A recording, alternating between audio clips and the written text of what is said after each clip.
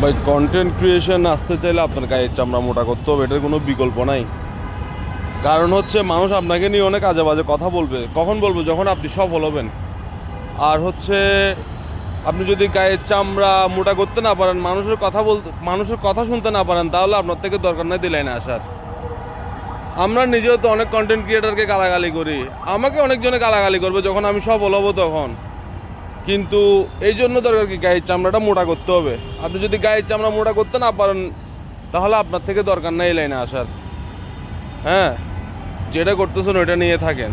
যদি আপনি কন্টেন্ট ক্রিয়েশনটাকে মানে লাইফে মানে জার্নিতে রাখতে চান, তাহলে আপনার থেকে গায়ের চামড়া অনেক মোটা করতে হবে, অনেক বেশি মোটা করতে হবে গায়ের চামড়া।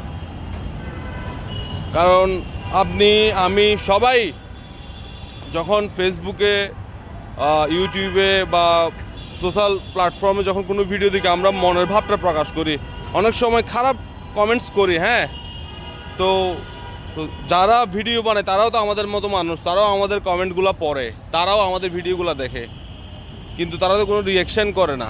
হ্যাঁ, তো আপনার থেকে দরকার কি গায়ের চামড়াটা মোটা করা, তারপর এই লাইনে আসা, এই জগতে আসা।